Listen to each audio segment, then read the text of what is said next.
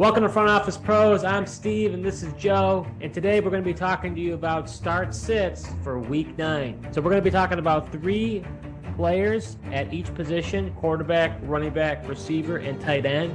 So Joe, let's start off with quarterbacks. We're going to be talking about your man, quarterback, Justin Fields. He is going against Miami. What do you do with Fields? Yeah, Steve, as you mentioned, I am loving Justin Fields, man. I like him not only for this week, but the next 2 weeks as well. He's got some nice matchups. Not worried about the matchup with Miami.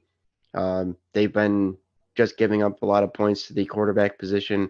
And, a lot of people are, Miami associate a good defense, but, they've been giving it up. And I love Justin Fields as a ceiling play with his rushing ability. Kind of pushes him over the edge because he's not a guy that passes for a lot of yards, but rushing ability and the rushing touchdowns really make him a good ceiling play. So I have Justin Fields in our Dynasty League. I actually acquired him at one point, and I believe he's a floor play. He has a potential. Come on. I think he has a potential for the ceiling, but Joe, it's Miami is such a blitz heavy team, and people want to talk about how he's so good, but that offense has been anemic. I mean, yeah, he's had the running ability. I don't know. I guess you get flashbacks of him and getting sacked 6 or 7 times in a game. And we were talking about Daniel Jones last week, and he just craters. I don't know. I just have. It's probably irrational, but I just have this fear that we're just going to see that line get blown up. He's barely going to be able to, maybe he'll throw the ball 15 times and he just brings out a stinker. I don't know. It just concerns me. To me, if there was a time for him to stink, it would have been last week with the Cowboys. I mean, you want to talk about pass rush and somebody blowing up that offensive line. What happened last week against the Cowboys? He still had a nice day for fantasy. And, in fact, if you would have just played him over Tom Brady last week, you would have won your matchup this week. I know. Well, that's where Tom Brady, I mean, although he hasn't been good, I feel like he's pretty bankable. He's going to give me consistent points. So it's going to be a game time decision for me between those two. I know I'm leaning towards Fields because I want to believe in the breakout. I want to believe Miami just let up a ton of points to Jared Goff. So if Jared Goff did it, why can't Fields? But I don't know, man. Makes me nervous. Yeah, makes sense. I mean, just depends on that's why Fields is that ceiling play. Brady is your floor play. Fields is your ceiling play, whether or not you need those extra points or not to win this week. I mean, You're right. I just maybe I'm backwards, but I just feel like Brady will prove his haters wrong, and he'll just have an unbelievable week against the former Super Bowl champs, and it's I believe it's let me check here. It's versus the Rams at home. I don't know, man. I just have this feeling that Brady's just going to be, people start to doubt him, and all of a sudden it's the narratives are getting in my head. That's the problem. The narratives, the stats and everything should show to me that I should play Fields, but the narratives are starting to cloud my judgment. I see. Now you see. All right, well, let's go to our next player. Quarterback Aaron Rodgers hasn't been that good, but he's at Detroit, and Detroit is a fantasy football factory when you play that defense. What do you do with Rodgers? Yeah, absolutely. I know it's been a rough year for Rodgers thus far, but man, there's no better defense to face right now than the Detroit Lions. So, I think he's a potential high floor guy, low ceiling play. I know there's a lot of teams on bye this week, so you might have to play Rodgers, but this is the perfect week to play him, and look for him to have a solid week. We'll see if he gets Lazard back or not. I mean, that would also help. But yeah, he's definitely a safe floor play this week. All right, let me see. I agree with you. I think I totally agree. That matchup is so juicy. It'd be hard not to start him. I think at least he should be a high floor, if not have a really multiple touchdown game. But I want to put you to the test here. Would you play him over Joe Burrow versus Carolina, or Herbert at Atlanta with him dinged up with the rib and possibly not having Allen or Mike Williams? Or would you, or let's say Fields, you love Fields versus Miami. Definitely interesting. I might be willing to. I don't think I'd play Rodgers over Herbert. Just from a sheer passing volume, nobody throws it more than the Chargers right now. No, he's got no Williams, no Keenan Allen potentially, but he's still got DeAndre Carter and Palmer there as well. So and Everett should have a nice week as well. But I think if you want safe points, Rodgers. I might play Rodgers over Fields and Burrow, honestly. Wow. Because I'm worried about. I probably would too. I'm worried about Burrow without Chase. That game against the Browns, that shouldn't have been so one-sided. But I mean, they really struggled to move the ball. Bengals really need to run the ball more. I don't get what they're doing, but yeah. And Carolina's defense is stingy. Burrow's not one of the guys that we're talking about, but I don't know. I'd probably have Fields and Rodgers over Burrow this week. Yeah. Burrow is I know it's just so tough because he's just had so many good weeks before that. But like you said, I mean, their offensive line isn't good. The Derek Brown and that D line of the Panthers have been very disruptive this year. So yeah, those other guys definitely could be better than Burrow, no doubt. All right, so our last quarterback we're going to talk about is Trevor Lawrence versus the Raiders. I like Lawrence. I know he's had to kind of been up and down, but he's definitely. I think he's. I don't know if I'd say he's ceiling play, but I think he's definitely a safe floor play. Against the Raiders. I mean, we saw even Andy Dalton have a pretty good week last week. I know a lot of that came to just being able to dump the ball off to Kamara and him just running into the end zone, but Lawrence start him, and he's a safe floor against the Raiders. Yeah, I think he's a safe floor too, and this is where people talk about you should stream quarterbacks, and it's all about the matchup. It's a juicy matchup for him. I like him as a floor play. Now we play him over Brady versus the Rams, Kirk Cousins against his former team in Washington, or Geno Smith at Arizona. I definitely play him over Geno Smith. Those other guys, I'm not sure, but I would definitely play him over Geno Smith, and I feel more comfortable playing him over Brady too. Surprisingly for me, but Kirk's a tough one. He, it's going to be at Washington.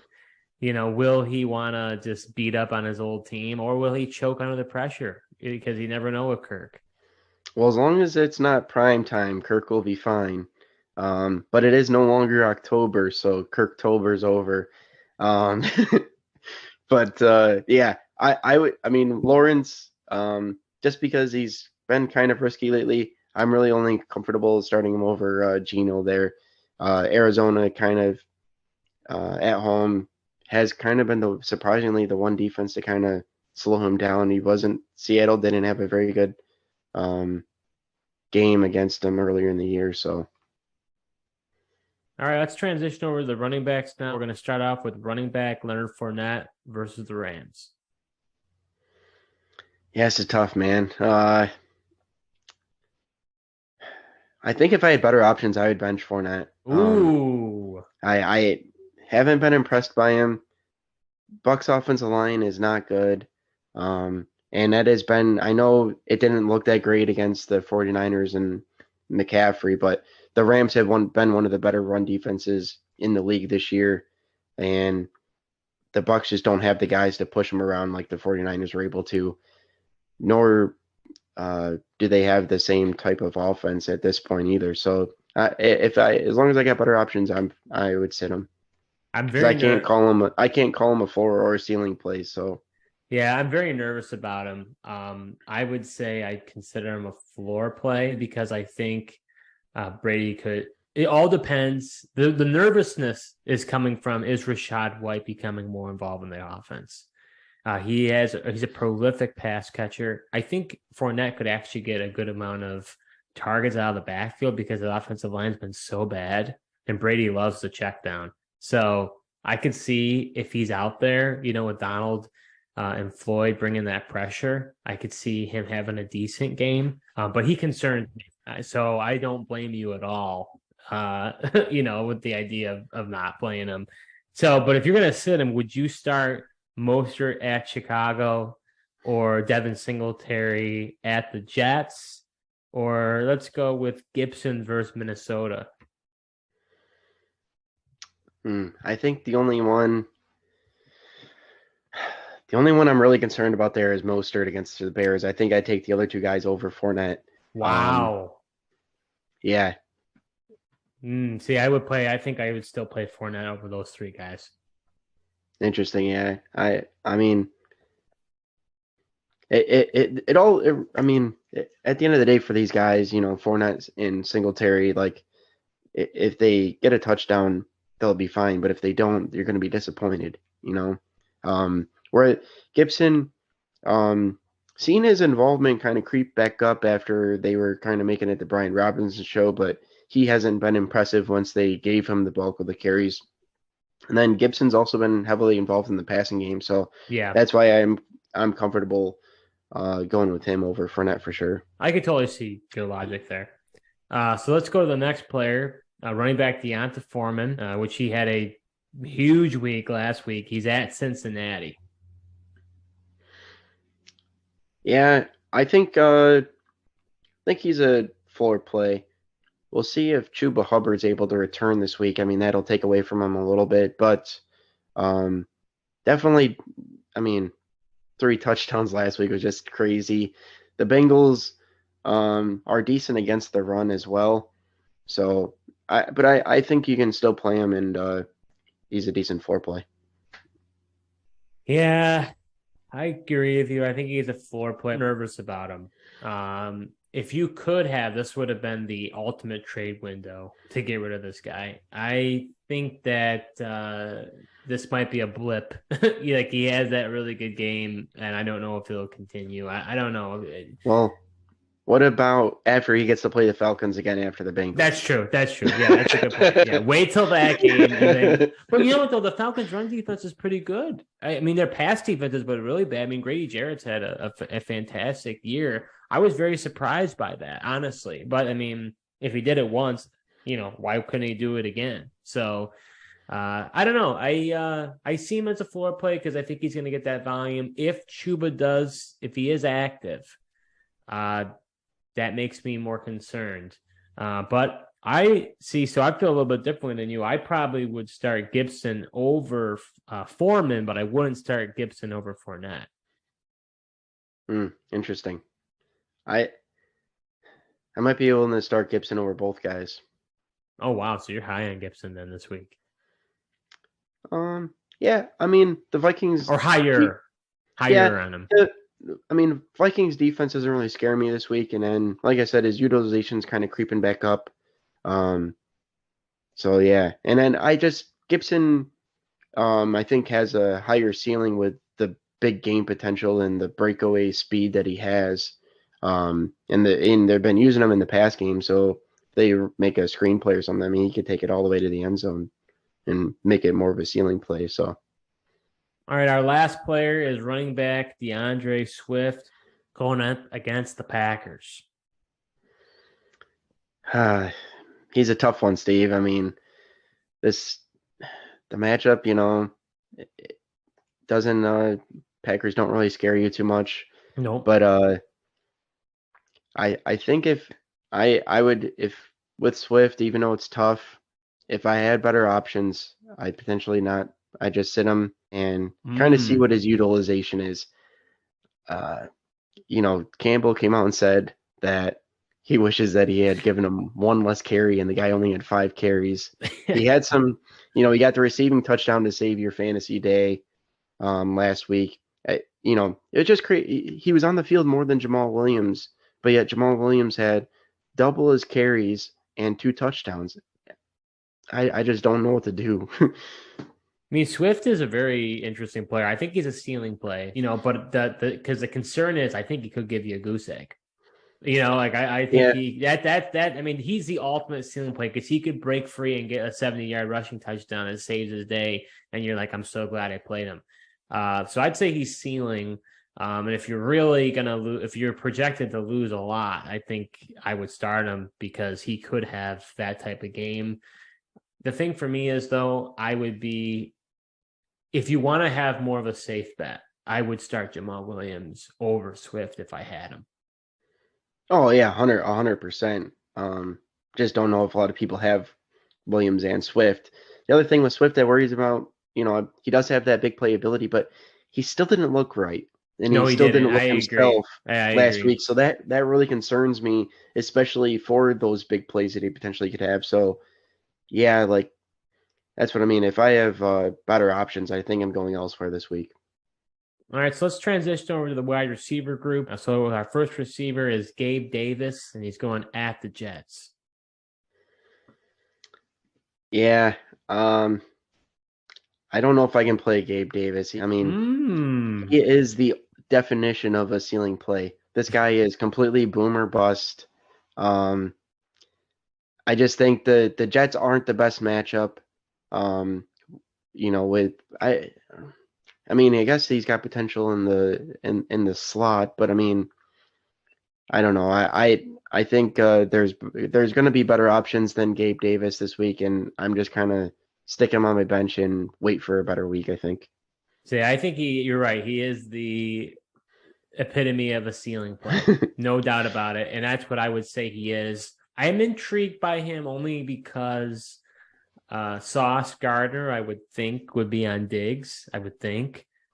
So, that could mean that Gabe might have some more opportunities. Wouldn't be shocked if, they run a few plays that they just, throw a bomb his way. But there's a lot of options in that offense. So that's the thing. Like, that's why he's the epitome of a ceiling play, because he's not guaranteed like the targets that Diggs gets. Like last week, I think he only had 3 or 4 targets, and that's just kind of what happens. But interesting enough, the Packers used Jair Alexander against him a lot. Right, I saw that. Diggs. That was interesting. Kind of interesting to me. Like, to me, Diggs is the number one guy you got to take away in the offense. Yet you have your best corner on Davis. Yeah. I mean, he is definitely. I mean, he's taller, than Stephon Diggs. So yeah, where if the Jets employ a similar strategy and put Sauce Gardner on Gabe Davis, I don't want any part of him. No, yeah, I would agree. The problem is we don't know, but I would think my thinking would be, he would go, Sauce would follow Diggs. But you say you sit him, so would you play instead? Would you play DJ Moore at Cincinnati, Godwin versus the Rams, or Olave versus Baltimore? All 3. Wow. Okay. Yeah. I mean, DJ Moore, no Chidobe Awuzie out for the year. That secondary doesn't scare me at all. Godwin against the Ravens. There's going to be plays for him against that defense as well. Rams, you mean Rams there for Godwin? Oh yeah, Olave with the Ravens. Yeah. And especially Olave. He's going to be a good play against the Ravens as well. Yeah. Interesting. Okay, our next one is Terry McLaurin going up against the Minnesota Vikings. Yeah, I think Terry's a solid floor play. I think he could be a high floor, low ceiling potentially if he gets a big catch for a touchdown or something. But with Heineke, he's been getting about 8 targets a game the last couple of games here, so he's way more involved in the offense. I mean, I think the one argument you could potentially make is I know Patrick Peterson's been playing pretty well for the Vikings, but I'm not too concerned about that, and think McLaurin's a fine floor play this week. Yeah, I think he's a floor play for me just because of the target share with Heineke. If it was Wentz at quarterback, I'd probably tell you to sit him. But I'd agree. I don't know though. Like even though I say he's a floor play just because of his targets, I would be, a comparable player to him, would be like a guy like Thielen who gets a ton of targets. I don't know, to me, like guys like him or even if you start more of a possible ceiling play with DJ Moore, or even like I like Christian Kirk against the Raiders. So there's a couple guys lower down that list, as far as you look at rankings is concerned. I kind of like their. I'm begrudgingly saying a floor play. I'm not. If I have McLaurin, I'm not like, oh, this is going to be so great. I think he's going to do fantastic. Yeah, yeah, I feel similarly. I mean, um, yeah, you're not necessarily excited, but I think he's a fine startable wide receiver this week. All right, so our last wide receiver we're going to be talking about is wide receiver Juju Smith-Schuster Sunday night versus Tennessee.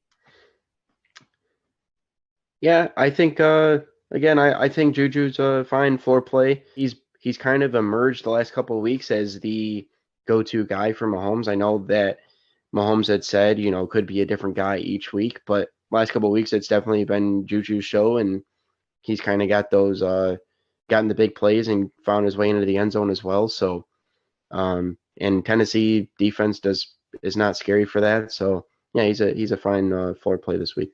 Yeah, I agree. I think he's a floor play. He's getting about 8 targets a game right now. Hard to not play him. Wonder with Tony coming in, does that change things up?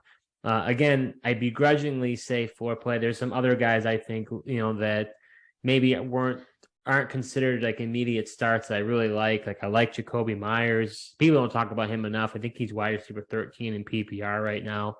So him going up against the Colts, really like Palmer at Atlanta. The Atlanta pass defense is an absolute sieve. I know they just got Rashad Fenton, but I don't know. There's a couple intriguing plays to me that I would be kind of tempted. Even if Cooper Kupp possibly is hindered by that injury, wonder if Allen Robinson has a decent day against the Bucs. I don't know. There's a couple interesting matchups that aren't like your top of the line shelf players.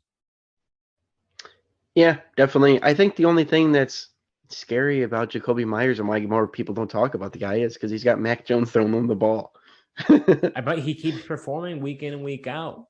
I wouldn't blame you if you decided to sit Juju for a more flashy play. I really wouldn't. But I think he's a good floor play, and you should feel comfortable putting him in there. Yeah. All right, so now transition over to tight ends. First tight end, Robert Tonyan at Detroit. Yeah, I think Tunyan's I'd consider him a high floor, low ceiling guy. The matchup against the Lions, he's been a guy that Rodgers has been kind of looking to, and he's been open over the middle of the field, which is key. And then, with the Lions, I mean, maybe he sprinkles in some big plays, and I think he should have a good opportunity to get a touchdown as well. I mean, he had one against the Bills, but they called a penalty on it, which was kind of bogus if you ask me. But should have 2 straight. I'd say he should be good for a touchdown against the Lions. Yeah, I kind of agree with you. I think he's a high floor, low ceiling type. I almost kind of want to say a ceiling play only because, especially with Allen Lazard, I don't know if he's going to be playing or not. I haven't really been following about that, but even if he does get back, I can't see him getting fully involved, So Rodgers hasn't had a per se go-to guy, he really didn't really target Sammy Watkins. Dobbs gets targeted on a decent base. You saw, I just feel like there's a lot of he doesn't really have a go-to guy, and with that Detroit offense, I could see Tonyan having a big game. I kind of see him as a ceiling play this week. Yeah, I don't blame you. He definitely could. I mean, with the Lions defense as the matchup, anything's possible. And like you said, definitely seems like Tonyan is one guy he's definitely been able to trust, especially, with Lazard being out with the shoulder. All right, so our next tight end, tight end, excuse me, I guess wide receiver, tight end Evan Engram going up against the Raiders. Yeah, Evan Engram, he's a fine play. Floor or ceiling, I would say he's another floor play. I think he does have the potential for big plays. You saw that he got like the 20, 25-yard touchdown last week against the Broncos. It's definitely in the realm of possibilities for him. And he's just been consistent. And then if he, is able to find the end zone, he gets a big week. So I like him, and the Raiders defense isn't scary. So Yeah, I people don't talk about Evan Engram enough, honestly. He has been extremely underrated. I think he's a solid bankable floor play. Don't know if he's necessarily going to get you that ceiling, but he's going to give you a nice solid floor. Going up against the Raiders, which is a horrible pass defense. I think he could have a really good day. I would definitely be starting him this week. yeah, he's been safe for 4 or 5 catches and right around the 50, 60-yard mark. So definitely. And in the tight end landscape that we have, that's been completely upside down. To have that, I'd rather have that than, playing a guy and, I get nothing out of him. Yeah, especially with the 6 teams on bye, could probably looking for somebody. Yeah, you could do a lot worse, especially, if you got Mark Andrews too. So. Yeah, exactly. So our last tight end, TJ Hockenson of Minnesota recently, and is going up at Washington. Yeah, there's just so much unknown with TJ Hockenson. I think for this week, I'm just going to, given that I have a better option, I'm going to put him on the bench and do the wait and see approach, see what his involvement is with the Vikings, or, to see whether or not see what his fantasy relevance is going to be. And did the Vikings just bring him over because he's a good run blocker and have him as an extra weapon? We'll see. Yeah, I would sit him as well. You just don't know how involved he's going to be in the offense. He will eventually, but he's got to learn that playbook. Got to learn where he needs to be. And I think maybe I could see him getting like a touchdown, maybe, and maybe 20 yards or something. Maybe they decide to target him in the red zone, but definitely think there's other options out there that are better. So throw out a few your way here, Joe. Okay. Would you start Evan Engram? We just talked about him versus the Raiders. Dawson Knox at the Jets or Mike Gesicki at Chicago? Would you play any of them over Hockenson? Yeah, I'd be fine playing all 3 over him. Yeah, I'm with you 100%. What about? Go ahead. Knox is the only worrisome one because he's really is touchdown relevant. If he doesn't get a red zone touchdown, they really don't target him much elsewhere. So he doesn't really have a floor to rely on. He's the only questionable one, but being that Knox, still with the Bills and they look to him in the red zone, I'd be comfortable rolling the dice with him. Yeah, no, I agree with you. And another guy I'd throw out there, I also would start Hayden Hurst over Hockenson as well. Yeah, I'd agree with that. So that was our start sits for week 9. We talked about the quarterback, running back, receiver, and tight end position. If you're enjoying this content, we just ask you to like this video, hit that notification bell, and subscribe to our channel.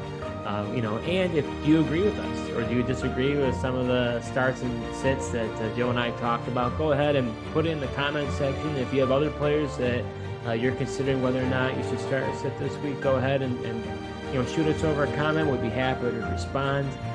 We're a new channel, so we try to create several videos on a weekly basis.